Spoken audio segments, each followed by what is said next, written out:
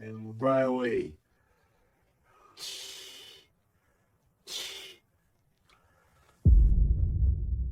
I'm 97 years old, and I carry a truth that I've held for more than half my life, a story nobody would believe even if I swore on a mountain of holy books. From 1974 until 1999, deep in the Cascade Mountains of Washington, I forged a bond with a creature that science claims is nothing but a myth. A relationship that spanned a quarter of a century and taught me more about the meaning of being human than any institution, any philosophy, or any person ever could. I'm sharing this now because my time is dwindling and the weight of this silence has become a physical burden. My name is Arthur Finch, and in 1974 I was 46 years old, a recent widower, and so submerged in grief it felt like a terminal illness. My wife, Clara, had passed away that January from a sudden, aggressive form of cancer, and I found I couldn't stay in our Seattle home a moment longer. Every object, every room, held a memory that sliced at me like a shard of glass. The kitchen where she'd hum along to the radio while making her incredible seafood chowder, the small garden where she cultivated her prize-winning dahlias, the bedroom where I held her as her last breath escaped in a quiet sigh. I had to get away or lose my mind entirely, so I took the money from our savings, added it to a modest life insurance policy, and bought a parcel of land in the mountains. 80 acres of untamed wilderness, about 60 miles east of Pine Ridge, reached only by an old, unforgiving logging road that was completely impassable from the first heavy snow until the spring thaw. The property included a small, crude cabin built in the late 1950s by some forgotten prospector.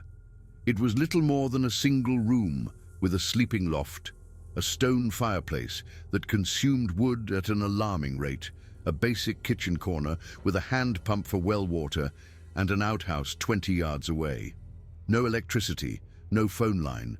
It was the perfect refuge for a man who wanted to vanish from the world. I moved in during the late spring of 1974, my 1969 Ford pickup groaning under the weight of everything I owned. Mostly practical supplies, canned goods, a Coleman lantern, my father's tools, his old hunting rifle, and a portable radio to listen to the Mariners games, my last thin thread connecting me to the world I was fleeing. The cabin was nestled in a clearing, surrounded by a silent army of towering Douglas firs and western hemlocks that seemed to swallow the sky. My nearest neighbor, a retired park ranger named Silas Croft, lived a good 12 miles down the mountain. For the first few months, my existence was a monotonous loop of survival and sorrow. I'd wake with the sun, chop wood, patch the cabin's leaky roof, and fight the crushing loneliness that clung to me like a damp coat. Clara and I had been married since we were 19, since 1947. The silence of the Cascades wasn't empty, it was a physical presence, dense and suffocating.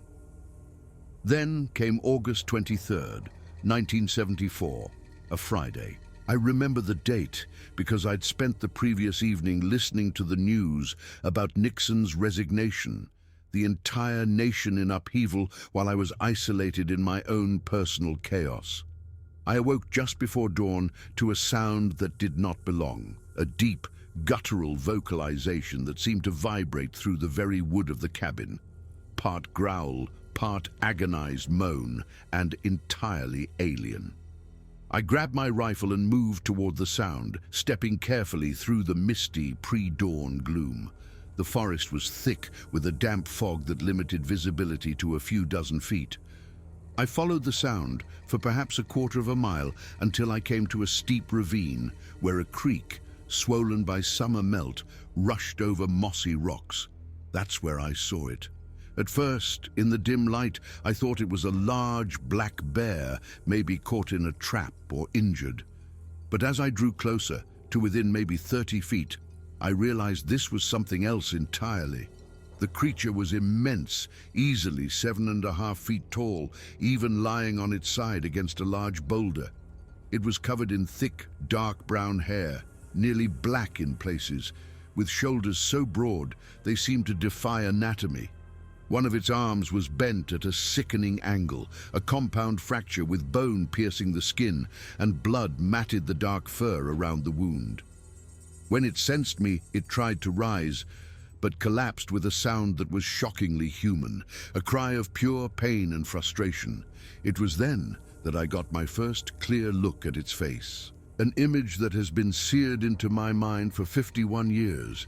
The face was a bridge between ape and human, yet belonging to neither. The eyes were dark, intelligent, and filled with a profound awareness that rooted me to the spot. This was not an animal looking at me with instinctual fear or aggression. This was a thinking being, evaluating me, trying to comprehend my next move. My finger was on the trigger. In 1974, Bigfoot was largely a tabloid joke, despite the Patterson-Gimlin film from a few years prior, which had its believers. Standing there, looking at this bleeding, suffering creature, I knew that film had captured something real. The creature made a sound, not a threat, more like a question, a plea. It gestured weakly with its good hand toward its broken arm. I saw 5 fingers, thick and powerful, fingers that could have snapped my neck with no effort. I lowered the rifle. I still can't fully explain that decision. Maybe the profound isolation had made me reckless. Maybe it was the intelligence in those eyes. Maybe I was so numb with grief that my own survival seemed unimportant. But I walked back to the cabin, collected my first aid kit, some clean rags, and a bottle of whiskey, and returned to the ravine. The creature watched my approach, its breathing shallow. I'd done enough manual labor in my life to have seen my share of bad injuries. This was a severe compound fracture. I had no real skill to set it properly, but I could at least clean the wound and try to immobilize the limb. For the next hour, I worked while this enormous creature lay almost perfectly still. Its hair was coarse and thick, not like animal fur. The skin beneath was a dark, leathery gray. When I poured whiskey over the open wound to sterilize it, the creature let out a deep growl that I felt in my own chest, but it did not move, did not strike out. I used 2 straight branches and some rope to fashion a crude splint, wrapping it as tightly as I dared. The creature watched my hands the entire time, its dark eyes tracking my every movement with an unnerving focus. When I was finished, I stepped back. The creature slowly pushed itself up, an effort that clearly caused it immense pain, and examined my work. It looked at the splint, then at me, and made a low sound that I took as acknowledgement, perhaps even thanks. Then it stood, balancing unsteadily, and moved off into the forest, using trees for support, vanishing into the morning mist without a backward glance. I didn't think I would see it again. I assumed it would die of infection, or at the very least, avoid the human who had seen its vulnerability. But 5 days later, I found a freshly killed grouse on my porch steps, still warm, placed there with clear intention. I scanned the tree line, saw nothing, but I felt I was being watched. That was the start. Over the following months, a quiet routine formed. I would leave leftovers at the edge of the clearing each night, stale bread, soup, apple cores. By morning, they were always gone. In return, I would sometimes find gifts. Fresh salmon from the creek, wild berries, edible mushrooms, and once, an entire deer haunch that fed me for weeks. I rarely saw the creature in those early months, just fleeting glimpses. A large shape moving between the trees at dusk, a silhouette against the rising moon, the sound of something massive in the undergrowth. But I knew it was there, observing me, learning about me as I was trying to understand it. In March of 1975, I was splitting firewood when I felt that unmistakable sensation of being watched. I turned, and there it was, standing at the edge of the clearing in full daylight, about 70 feet away. It was even larger than I had remembered, closer to 8 feet tall. The broken arm had healed, though it held it at a slightly unnatural angle, suggesting the bone hadn't set perfectly. Its face showed signs of age. Silver-grey hair was mixed with the dark brown around its muzzle and across its powerful chest. We stood there, locked in a silent, mutual observation for what felt like an eternity, but was probably only a few minutes. Then, on instinct, I raised my hand in a simple wave. The creature tilted its massive head, studying the gesture with what appeared to be intense curiosity. Then, slowly, deliberately, it raised its own enormous hand and mirrored the movement. It was in that moment I understood this was becoming something far beyond anything I could have imagined. By the spring of 1976, we had established what I can only describe as a kind of companionship, a mutual understanding between two solitary beings. The creature would appear every few weeks, always at dawn or dusk, always keeping a respectful distance. I started calling it Kyle in my mind, a name that felt ancient and strong, fitting its quiet, knowing presence. That summer, I bought a Polaroid camera in Pine Ridge. The clerk, a young man with a shaggy haircut, was playing a Led Zeppelin song on the radio. I told him I wanted to photograph wildlife. He sold me 3 packs of film, but I never used that camera on Kyle. Every time I considered it, something held me back. Perhaps it was respect for its privacy, or the fear that physical proof would shatter the fragile sanctuary we had built. I didn't want a circus of hunters and thrill-seekers trampling through our shared world. Instead, I began keeping a journal, a set of simple black notebooks. I documented everything: dates, behaviors, observations, and sketches of the things Kale showed me. Those journals, 13 of them, are now in a locked footlocker in my room at this nursing home. Kyle's intelligence became more apparent with every interaction. In October of 1976, I was replacing some rotten boards on my porch. I set down my hammer to measure a piece of wood, and when I reached for it, it was gone. I looked up and saw Kyle standing 40 feet away, holding the hammer, examining it with the focused curiosity of a child. I held out my hand, palm up. Kyle studied me for a long moment, then walked forward, closer than ever before, and placed the hammer gently in my hand. Its palm was rough, calloused, and warm. We stood just 12 feet apart, and I got my first truly clear look at its face. The eyes were more human than ape, a deep brown with lighter flecks, set under a heavy brow ridge. The nose was broad and flat, the lips dark and expressive. There were old scars on its face and shoulders, testaments to a long, hard life. "Thank you," I said, not knowing if it could understand. Kyle made a soft, rumbling sound deep in its chest, then touched its own chest with a single finger before pointing at me. It took me a moment to realize what it was doing. It was asking my name. "Arthur," I said, touching my own chest. "Arthur." Kyle's mouth moved, attempting to form the word, but the sound that came out was different. 2 low tones, something like Arthur. Then it touched its own chest again. I understood. It was giving me a name for itself, or telling me it had one I could never pronounce. I decided Kale was close enough. The late 1970s were a time of change for the country, but up in the Cascades, time flowed differently. Kale and I existed in a world apart from disco and the energy crisis. We were developing our own language of gesture and sound. By 1977, Kyle would sometimes sit at the far side of the clearing while I worked, just watching, sometimes for hours. I would talk to it, telling it about Clara, about my old life, about the loneliness. I don't think it understood the words, but it seemed to comprehend the emotion.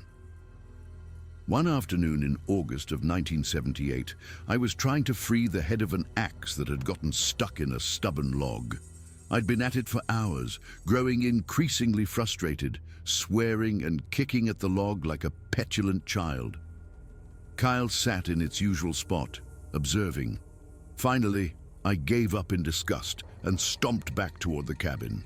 Kyle stood, walked over to the log, and picked up the sledgehammer I'd been using. It examined the angle, tilted its head, and then, with a slow, deliberate, and perfectly placed swing, it struck the wedge and freed the axe head in a single blow. It looked at me and handed me the freed axe. "Patience," I said aloud, the understanding washing over me. "You're teaching me patience." Kyle made that deep, rumbling sound of agreement. I began to see patience in everything it did. The way it would wait motionless by the creek for a salmon, the way it carefully extracted grubs from a rotting log, the way it observed the forest with a perfect stillness, reading signs I was blind to. It was teaching me that human time, with its frantic rush, was an illusion. In December of 1978, I made a terrible mistake. I'd gone to Pine Ridge for supplies and ended up at a local tavern.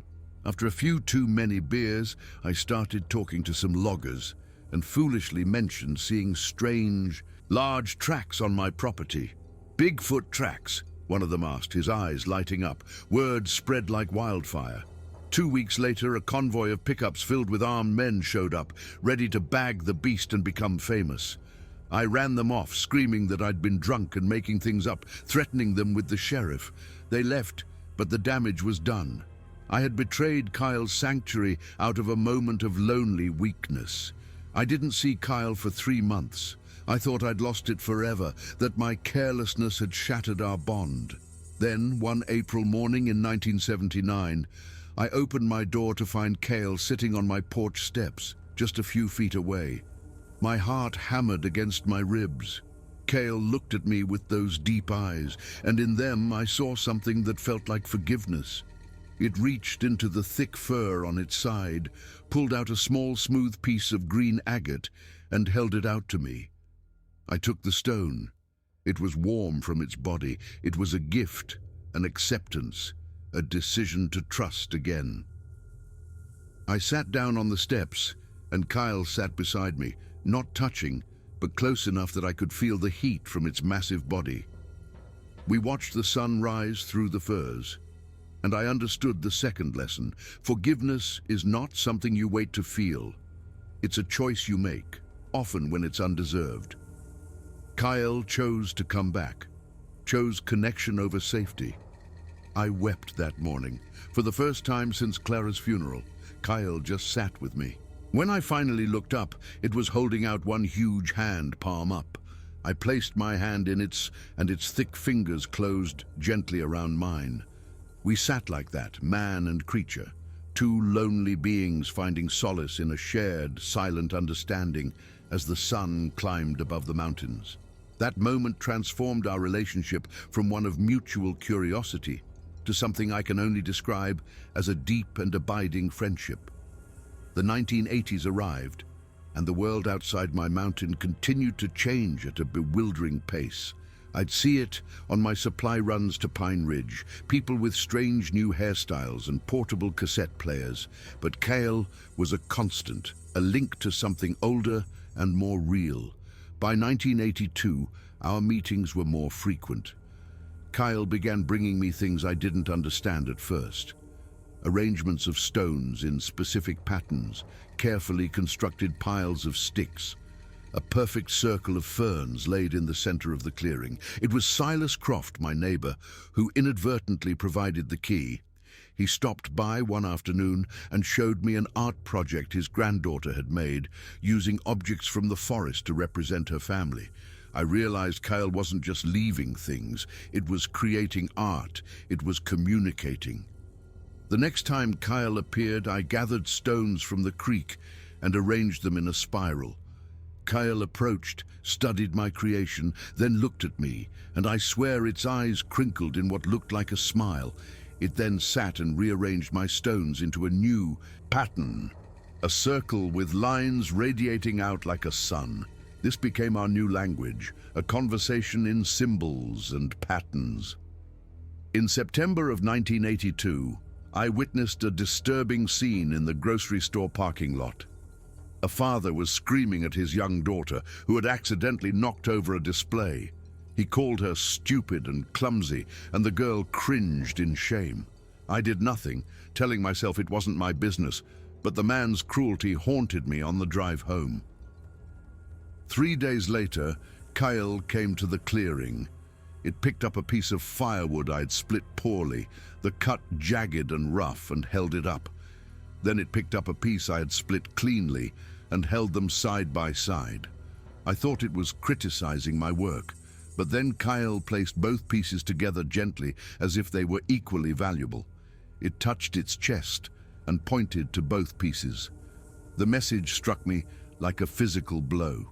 Both were still wood. Both had value. One was not worthless because it was imperfect. It was a comment on the girl in the parking lot, a lesson on judgment and cruelty. Kyle had been watching humans for a long time, not just me, and it had formed opinions.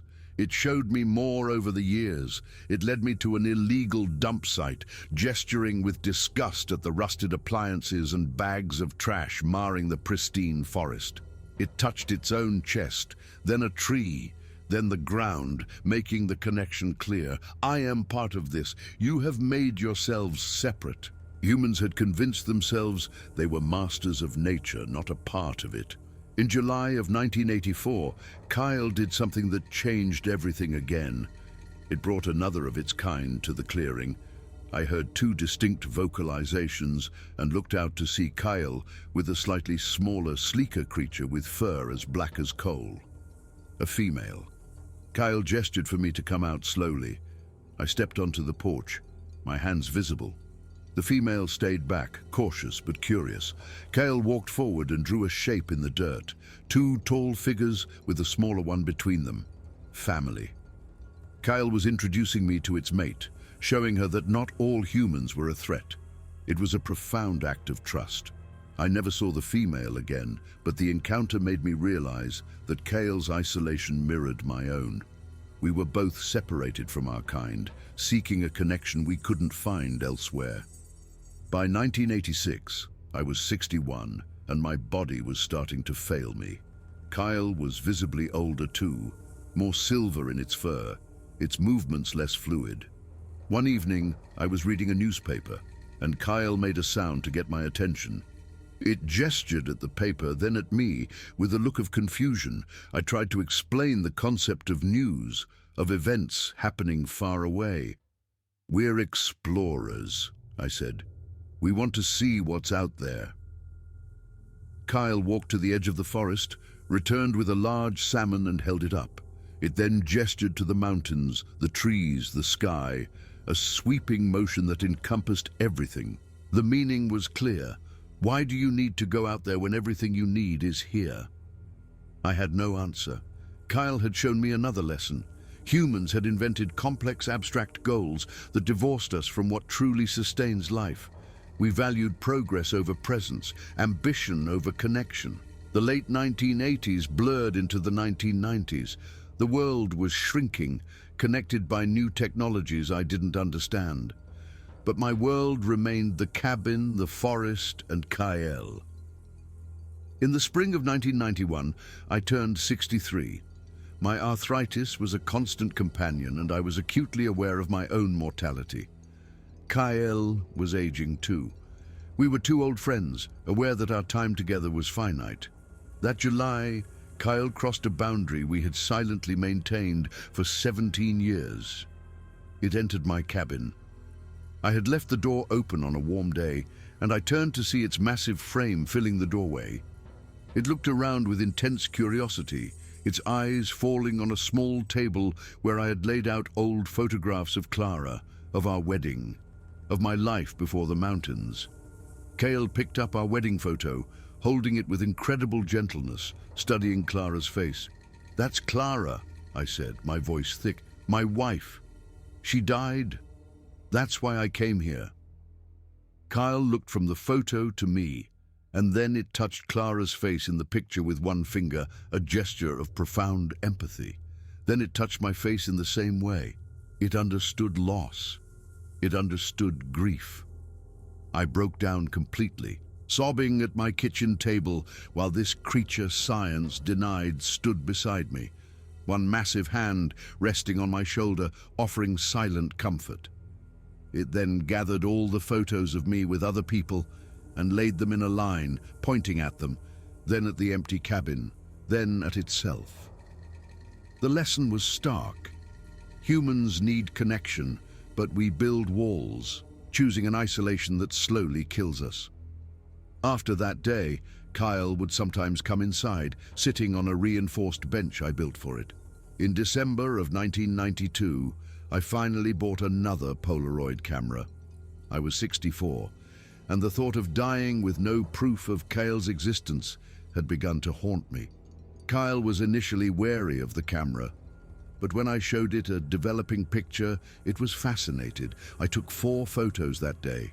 Kyle in the doorway, our hands side by side for scale, a self-timed shot of us on the porch, and the view from the porch. Those photos are now in a safe deposit box, along with my journals. Kyle's fascination with the photos led to another lesson. It gestured from the photos of people to the forest, as if asking why I didn't photograph the trees or the creek. It then led me outside and showed me things I had overlooked for years, a dew-covered spiderweb sparkling in the sun, the intricate patterns of lichen on a rock. We photograph what we fear to lose, but we take the natural world for granted, assuming it will always be there. Nothing is permanent. Everything deserves our attention. The mid-90s brought more people into the forest, hikers and bikers who often left a trail of trash and vandalism.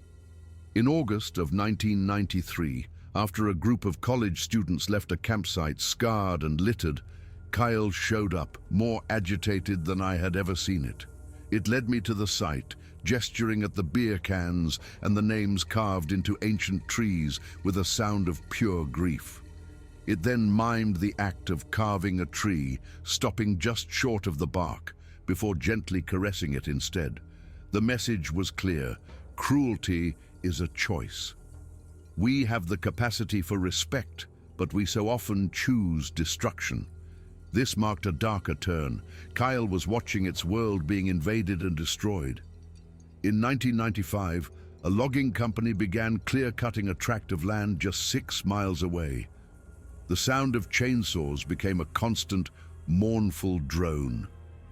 The creek ran brown with runoff. The forest fell silent as animals fled. Kyle appeared that April looking utterly defeated. It sat on the porch, and for the first time, it looked not just old, but broken. We sat together, listening to the distant destruction. "I'm sorry," I whispered, the words feeling hollow. "We're a destructive species." Kyle looked at me, and for the first time, I saw judgment in its eyes. It was seeing me not as Arthur, its friend, but as a human, a representative of the species that was laying waste to its world. It stood and disappeared into the forest without a backward glance. I didn't see Kyle for 9 months. The longest and most painful silence of our 25 years. I began to doubt my own sanity. The winter was brutal, and the loneliness was a physical ache. In April of 1996, Kyle returned. It stood at the edge of the clearing, looking thinner, scarred and in pain. It approached slowly and gestured at the ravaged landscape, at itself, at me, then touched its chest and held up one finger. One, alone, the same. We were both watching our world's end. It led me to the edge of the clear-cut. The contrast was sickening. On one side, living, ancient forest. On the other, a wasteland of stumps and mud. Kyle touched a massive 400-year-old fir that had been spared, then walked into the devastation and touched a stump of a similar size. The final damning lesson: humans measure value only by what can be extracted and sold. We don't see the intrinsic worth of a living thing. Kyle sat down amidst the stumps and put its head in its hands in a gesture of absolute despair. It was grieving for its world, and I sat beside it and grieved too. Our meetings after that were quieter, more about simple companionship in the face of the inevitable. In 1997, I had a mild heart attack. When I returned from the hospital, weak and scared, Kyle was waiting. It examined me, touched my chest gently over my heart, and then lay down on the porch, positioning its body so I could lean against it for support. We stayed like that for hours. The final lesson was about presence. The greatest gift is not a solution, but the willingness to simply be there, to witness another's pain without trying to fix it. By 1998, we were both failing. I was 70, and Kyle was visibly dying. Its movements were labored, its breathing ragged. Our visits became shorter, quieter. In November, Kyle brought me a final gift, a small tuft of its own chest fur twisted together with pine resin. A keepsake, proof that it had all been real. "Thank you," I wept. "Thank you for everything." The last time I saw Kale was March 19th, 1999. I woke to find it on the porch, emaciated and frail, backlit by the rising sun. It had come to say goodbye. We sat together and watched the sunrise one last time. It took my hand in both of its, and we sat in silence as the forest awoke around us. Then, with agonizing slowness, it stood, walked to the tree line, turned for one last look, raised its hand in a gesture of farewell, and was gone. I never saw it again. I am 97 now, writing this from a room in Seattle.